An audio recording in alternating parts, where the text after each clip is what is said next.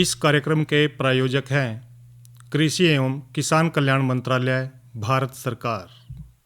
हर जोखिम से निकल कर फसल आए, सुरक्षित हो जाए। फसल बीमा से हर किसान अब आत्मनिर्भर हो जाए। संकट के समय प्रधानमंत्री फसल बीमा योजना किसानों के लिए वरदान है।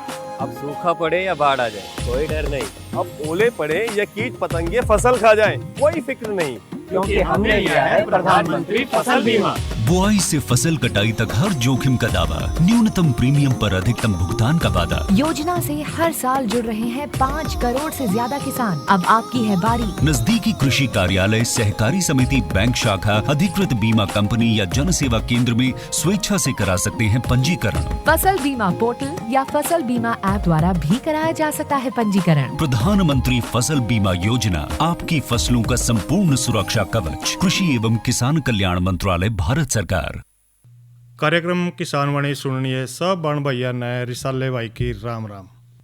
कार्यक्रम किसान वाणी में किसान भाई हम लेके आए हैं कार्यक्रम के अंतर्गत बहुत सारे विषय, जिसमें खास विषय आज हम जो है ना लेके आए हैं वो है भाई जो हमारी मत्स्य संपदा योजना है, और इसके साथ साथ हम और भी जानकारी देंगे, भाइयों के साथ साझा करेंगे भाई हरी खाद का क्या महत्व है। और इसके साथ साथ भाई आज हमने जो है एक बातचीत की है प्रगतिशील किसान से प्राकृतिक खेती के बारे में। तो भाइयों को सबसे पहला सुनवाएंगे ये बातचीत, लेकिन उससे पहला जो है ना हम हर रोज़ की तरह आपसे पूछते हैं पहले कृषि प्रश्न। आज का जो हमारा कृषि प्रश्न है वो है राष्ट्रीय कृषि वानिकी अनुसंधान केंद्र कहाँ स्थित है। एक बार फिर भाई हमारा प्रश्न सुन लें। राष्ट्रीय कृषि वानिकी अनुसंधान केंद्र कहाँ स्थित है। इसका जवाब भाई हमारा जो स्टूडियो का फ़ोन नंबर है वो है 94 660 21 336 9466 021336। इस पर भाई मैसेज के द्वारा हमारे पास 6:50 तक आप जवाब दे सको हो। फिर भैया के हम जो है ना जवाब, जिनका जवाब सही आवेगा उनके नाम बन भाई। तो अब जो है ना हम चर्चा कर रहे हैं भाई मत्स्य संपदा योजना पर, ये क्या है। लेकिन इससे पहले बातचीत जो हमने करी है वो सुनवा रहे हैं प्रगतिशील भाई से।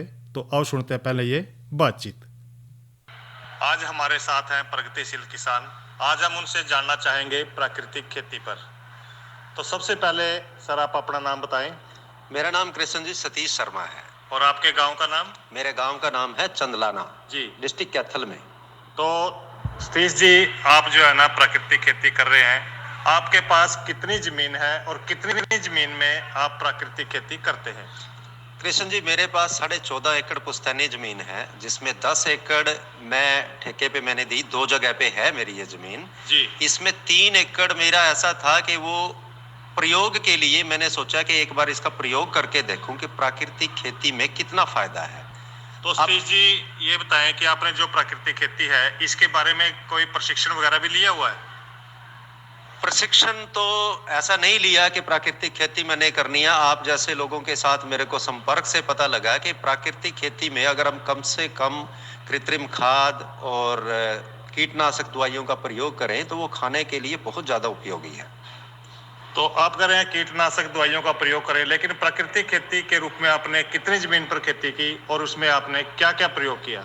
मैंने तकरीबन 3 एकड़ पे, 3 एकड़ से थोड़ी सी ज़्यादा थी, पूरा एक लैंड का एक जो चंक है हमारा, उस पे मैंने गेहूं की बिजाई की। इससे पहले जीरी की जी। लेकिन जीरी से ज़्यादा जो मैंने वर्मी कंपोस्ट का इस्तेमाल किया वो गेहूं की फसल में किया है जी।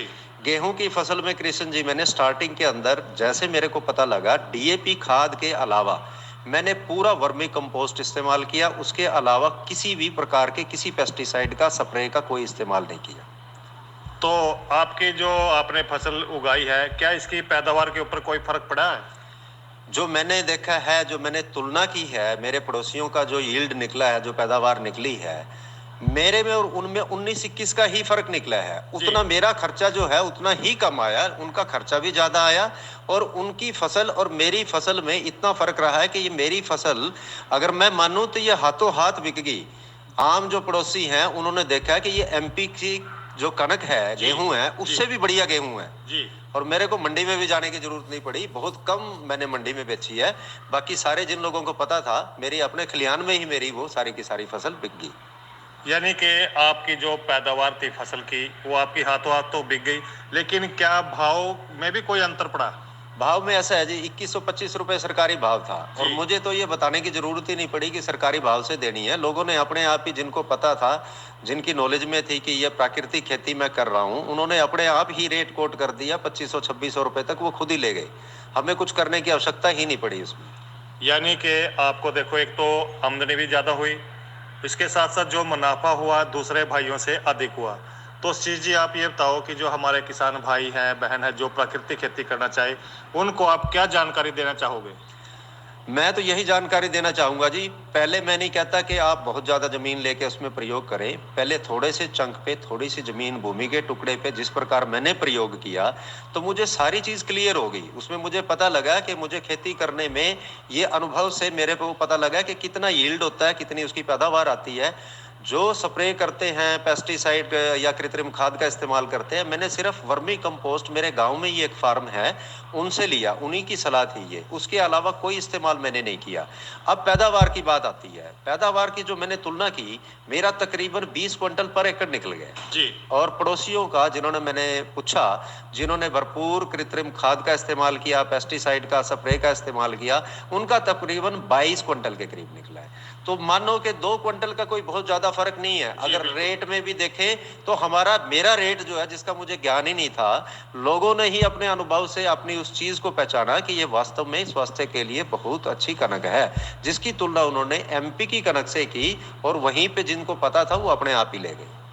तो सतीश जी, आपने किसान भाइयों को बहुत अच्छी जानकारी दी। इस जानकारी को देने के लिए आपका बहुत बहुत धन्यवाद। धन्यवाद कृष्ण जी, आपका भी। और मैं चाहूंगा कि किसान भाई थोड़ा ये प्रयोग जरूर करें और इस अनुभव को साझा करें और देखें कि वास्तव में जो प्राकृतिक तौर से खेती की जाती है, उसके स्वास्थ्य के लाभ और पैसे के वाइज भी आपको मुनाफा भी उससे कई गुना ज्यादा होता है। धन्यवाद। तो ये तो भाई ने सुनी प्रगतिशील किसान की बातचीत, और हम चर्चा करेंगे अब भाई मत्स्य संपदा योजना पे। किसान भाइयों, सरकार भी जो है ना, देखो न्यू चावा है कि भाई जो हमारे किसान भाई हैं, उनकी जो आमदनी है ज़्यादा से ज़्यादा वो बढ़े भाई, दुगनी हो जाए। लेकिन अगर किसान भाई सहायक धंधे के रूप में कोई अलग से कोई काम भी कर लें, तो भाई वो जो मछली पालन है उसका प्रयोग भाई आप कर सको हो, मछली पाल सको हो, अपने खेत में कोई तालाब बना सको हो, और उसमें भाई जो आसपास का जो प्रशिक्षण केंद्र है वहाँ ले करके प्रशिक्षण, और उसमें जो भी मछलियाँ भाई वो बताएं आपको वहाँ पैदा कर सको हो। तो भाई देखो, अगर इस तरह के आप सहायक धंधे के रूप में इन योजनाओं का फ़ायदा उठाओगे तो काफ़ी कई ग्राम भाई मुनाफे का सौदा रहेगा। और ये जो योजना है भाई भारत सरकार द्वारा चलाई जा रही है, यो एक ऐसी योजना है भाई जिसके माध्यम से मछली पाल सके हैं और इसने भाई व्यवसाय से भी जोड़ सके हैं, क्योंकि लोगों की जो आय है उसमें हमने बढ़ोतरी करनी है। और इसके साथ साथ भाई जो हमारा जीवन स्तर है, अगर हमारे पास अच्छी आय होगी, अच्छे पैसे होंगे, तो भाई हमारा जो जीवन स्तर है वो भी सुधर जाएगा। दरअसल बात यह है कि भाई सरकार जो है ना, इस स्कीम के अंतर्गत भी यूँ देखा है कि जो जलीय खेती है भाई, इसको बढ़ावा देने लग रही है, और न्यू चावा है कि भाई किसानों की जो आमदनी है वो ज़्यादा हो जाए। और भारत में भी भाई मत्स्य पालन को बढ़ावा देने खातर इस उद्देश्य तहत सरकार द्वारा जो है ना, प्रधानमंत्री मत्स्य संपदा योजना की शुरुआत करी गई है। और सरकार भाई इस योजना को नीली क्रांति का नाम भी दे रखा है। जिस तरह के भाई दूध वाली जो क्रांति आई थी श्वेत क्रांति, हरित क्रांति आई थी भाई अनाज को बढ़ावा देना था, फसलें उगानी थी, और जो भाई नीली क्रांति है ये मछली पालन में आई है, क्योंकि ज़्यादा से ज़्यादा मछली पालो भाई। क्योंकि इस स्कीम में जो जलीय खेती है हमारी, जो करने वाले किसान भाई हैं, उनको एक तो बैंक ऋण मिलेगा, बीमे की भी सुविधा होगी, और दूसरी तरह की भी काफ़ी सुविधाएं उनको दी जाएंगी। और भाई यूँ भी चाहो हो कि भाई अगर कोई भाई इसमें यानी कि जो मछली पालना चाहवा है, इसमें काम करना चाहवा है, सरकार इस तरह के लोगों को भाई 3 लाख रुपए तक का ऋण भी दे है। तो जो भी भाई इस तरह मछली पालन का काम करना चाहो उसको प्रशिक्षण भी देगी सरकार। और भाई जो नज़दीक का केंद्र है, और केंद्र सरकार द्वारा भाई इस योजना को शुरू करने का उद्देश्य भी यही था कि जो मछली पालन है उसको बढ़ावा देना है, और भाई उसकी जो गुणवत्ता है मछली की उस पर भी विशेष ध्यान देना है। और इसके साथ साथ जो भाई मछली पालन करने वाले जो लोग हैं उनको जो जिले स्तर पर विभाग हैं मछली पालन विभाग, वहाँ भाई उसको निःशुल्क कोई पैसा नहीं लगेगा, वहाँ भाई उनको जो है ना प्रशिक्षण दिया जाएगा, सारी बातें बताई जाएंगी। और भाई कहीं तो अपने देश के ऐसे ऐसे राज्य हैं जिनमें मछलियाँ की जो मांग है काफ़ी ज़्यादा रहा है। तो भाई यदि हम इसको बढ़ावा देंगे, इस क्षेत्र को यानी कि जो मछली पालन है इसको ज़्यादा बढ़ावेंगे, तो भाई देखो पैसे भी अच्छे हमें, क्योंकि जो दूसरे राज्य में ज़्यादा मांग है भाई ओटा हम इसको बेच देंगे और इससे भाई आमदनी बढ़ जाएगी। तो इस करके भाई इस धंधे को ज़्यादा से ज़्यादा उन्नत करने पर भी ध्यान दे रखा है। और भाई इसमें जो है ना रोज़गार के अवसर भी देखो बड़े ही हैं। जो भाई मछली पालन का काम करेगा देखो 2-4 आदमी है ना, तो जो है ना प्रशिक्षण भी लेंगे और भाई वो पालेंगे भी, उनको रोज़गार भी मिलेगा। तो इस योजना का भाई मुख्य सा मोटा सा उद्देश्य यही रहा है कि भाई जो मत्स्य पालन है इसका जो क्षेत्र है भाई इसको ज़्यादा से ज़्यादा विकसित करना है। तो भाई इब जो है ना इसके साथ साथ देखो भाई थोड़ा सा अंतराल भी लेंगे, पहले सुन लें ये संदेश और उसके बाद भाइयों का मनोरंजन भी करावेंगे, साथ साथ में भाई मौसम की और दूसरी जानकारी भी साझा करेंगे। India is a mega diverse country which has a variety of ecosystems such as forests, wetlands, grasslands, desert, coastal and marine ecosystems. With its abundant natural resources and vast agroecological diversity, India is a global leader in agriculture. The visionary leadership of Honorable Prime Minister Shri Narendra Modi has enabled the country to achieve self-sufficiency in food and bring economic transformation in millions of rural households. India is the world's largest producer of milk, jute, pulses, spices, and the second largest producer of rice, wheat, sugarcane, groundnut, vegetables, fruits, and cotton. India is the largest producer of Shri Anna, namely millets in the world, and leading the world towards millets production and export. On the initiatives of Government of India, the United Nations has declared 2023 as an International Year of Millets to promote the production of less water-intensive and nutritive crops at the global platform. साल 2014 में जब देश ने हमें सेवा करने का अवसर दिया, तब भारत का कृषि बजट 25,000 करोड़ रुपए था। इस वर्ष हमारा कृषि बजट 1,25,000 करोड़ रुपए से ज्यादा है, यानी 5 गुना ज्यादा बढ़ोतरी हुई है। हम देश की कृषि को भविष्य की चुनौतियों को देखते हुए हमारी पूरी किसानी ग्रामीण अर्थव्यवस्था इसमें नए प्राण लाने के लिए हम कृतनिश्चयी हैं, बल दे रहे हैं। Programs like From Seed to Market, One Nation, One Market, Per Drop, More Crop, Healthy Earth, Green Farm, One Nation, One Fertilizer have empowered the farmers. During the COVID pandemic, the Government of India supported farmers with a seamless supply of farm inputs, which resulted in a record production of more than 315 million ton food grains and more than 342 million ton horticultural produce. A subsequent 19% increase in agricultural exports found India among the top 10 exporters of agricultural produce. Since the pandemic, the Government of India has been providing free food grains to more than 800 million people under the Pradhan Mantri Garib Kalyan Anna Yojana. PM Kisan program provides financial support to more than 110 million farmers. The International Monetary Fund has applauded the execution of this scheme, which is the world's largest direct benefit transfer program. Pradhan Mantri Fasal Bima Yojana provides crop insurance cover to the farmers against natural calamities. So far, more than 135 million farmers have been provided compensation. The electronic trading platform of e-National Agriculture Market has been created to ensure higher returns on crops. More than 10 million farmers have been registered on the eNAM portal. The farmer-producer organizations across the country help farmers avail the benefits of technical know-how, agricultural inputs, financial assistance, and infrastructure facilities for better income generation. The government is promoting agri-startups, use of artificial intelligence, remote sensing, drones and other digital technologies in agriculture. The farmers in India are transforming from Annadata to Urjadata by optimum utilization of solar energy, which has also contributed towards the reduction of greenhouse gas emissions.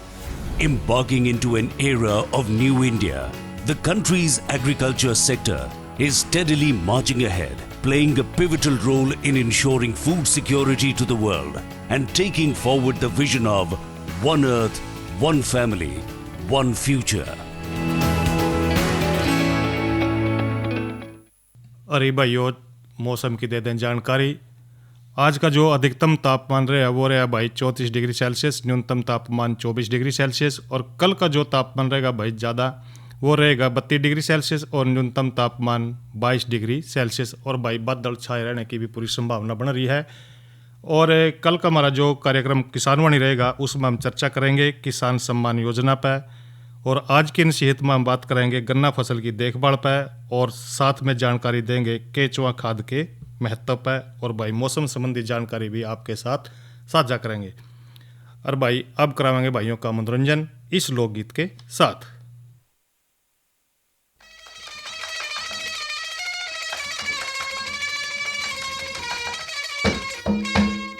ये जोड़ी करके मांगू बाण माचाई,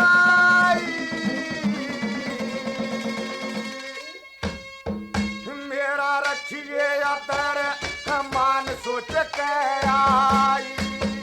ये जोड़ी करके मांगू बाण माचाई, मेरा रखिए अतर मान सोच के आई।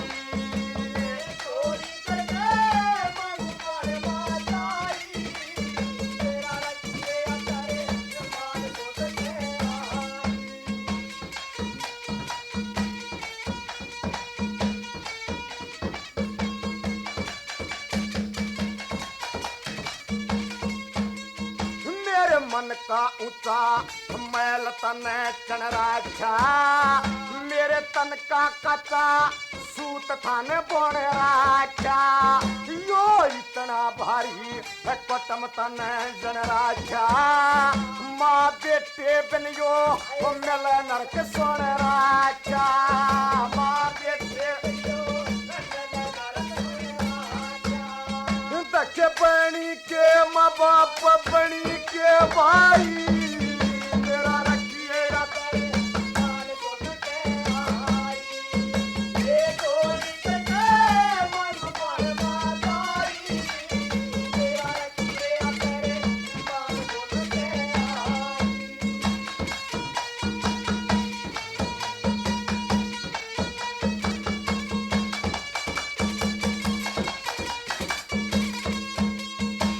इतना लंबा गीत कदे गाया ना, दखे इतना भारी बोझ कदे ठाया ना। मत राजधानी में पूत मन जाया ना, रीला चुची के थूक दूध प्याया ना। ला चुची के थूक दूध प्याया ना, मन देखी को न गाल छटी की स्याई, मेरा रखिए अतर मान सोच के आई। ये जोड़ी करके मांगू बाण माचाई, मेरा रखिए अतर मान सोच के आई।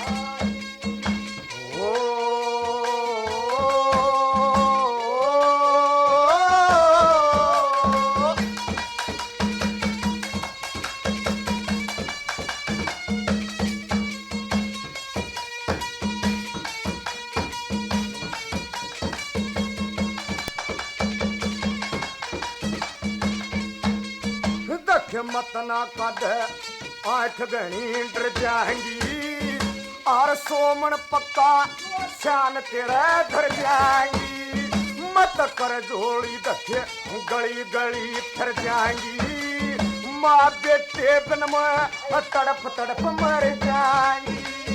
माँ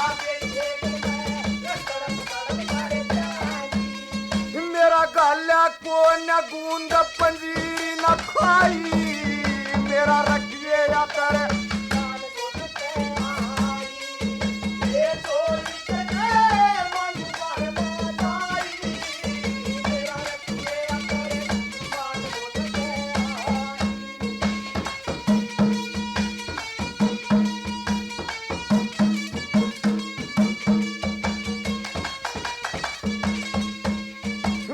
दीवा बुझरा तेरा तसरा से मेरा उजड़ा ढूंढ तेरा बसरा से यो सलका पत्थर पड़ा ठोड घसरा से माँ बेटे बिन संसार मन हसरा से माँ बेटे बिन संसार मन हसरा से ले मंगरा में तू ढूंढ गत की राई रखिए या तेरे मान सोच कहराई ये थोड़ी करके मांगू बार माताई मेरा रखिए या तेरे मान सोच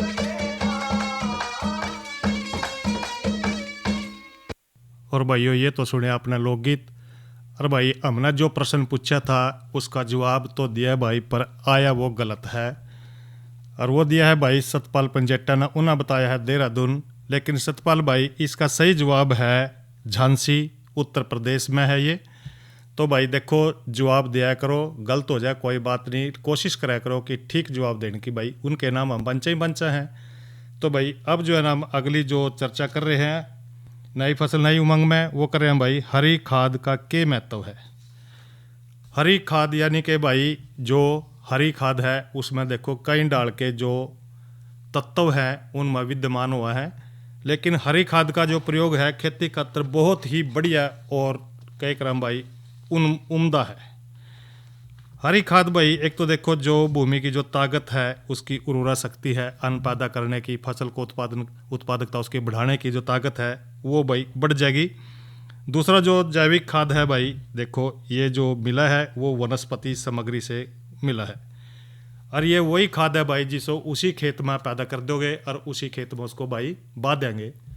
तो भाई इस ढाल से जो है ना ये हरी खाद रहे।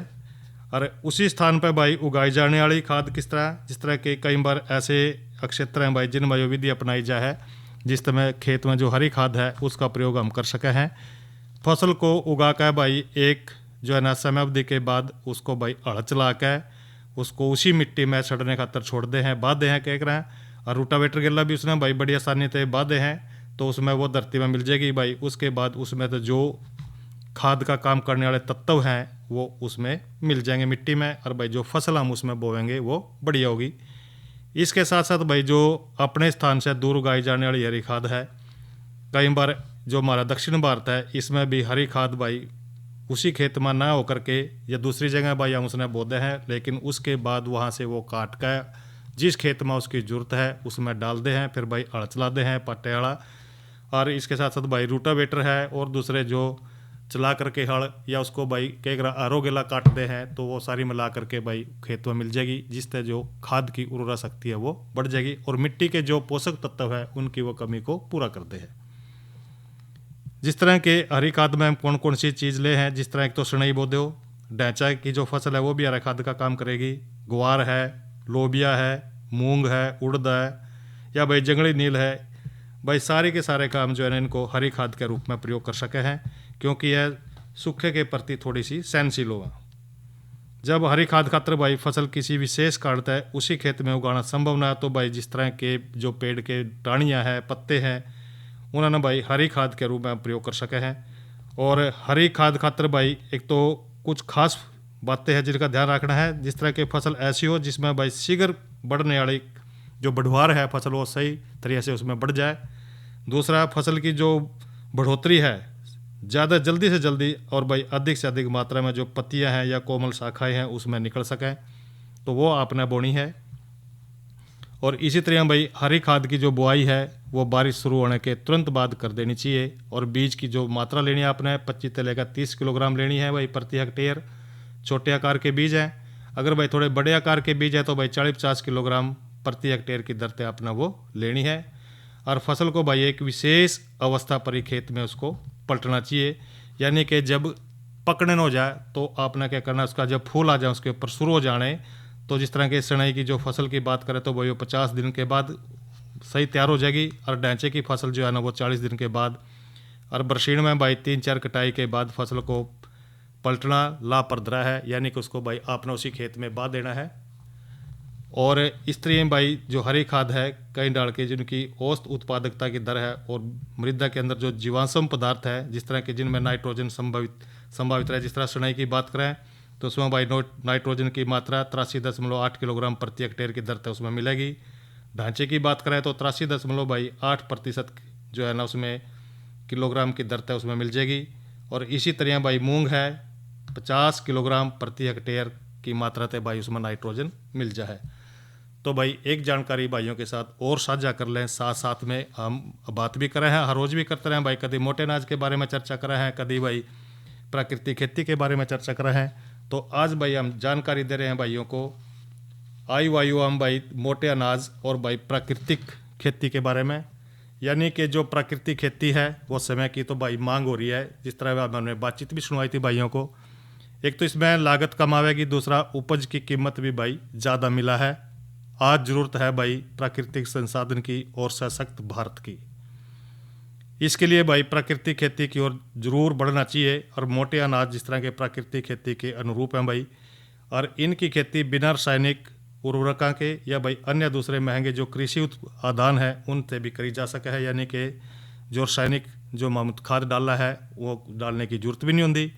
इसी तरह हम बाजरे की बात कर रहे हैं, जिसमें मिलेट्स क्या हैं भाई, कम पानी वाली, कम लागत और भाई कम संसाधन जो है ना अधिक उपज देने वाली फसल है। तो भाई प्राकृतिक खेती में जो संकर बीज हैं उनकी जगह हम जिस तरह के प्रयोग कर ले हैं परंपरागत बीज बोए जा हैं, यानी कि इससे किसान की बीज की जो ज़्यादा खर्चाली जो नहीं करना पड़ा, क्योंकि जो फसल हुआ उसी में तो भाई बीज दर ले हैं और अगले साल भाई उसने बो दे हैं। और भाई वो ईब जो है ना किसान कॉल सेंटर का नंबर भी बता देने लगे आप भाई। किसान कॉल सेंटर का नंबर है भाई 1551 1551। तो भाई जो भी समस्या है आप किसी भी समय भाई किसान कॉल सेंटर पर बात करके और जानकारी ले सको हो। इस कार्यक्रम के प्रायोजक थे कृषि एवं किसान कल्याण मंत्रालय, भारत सरकार।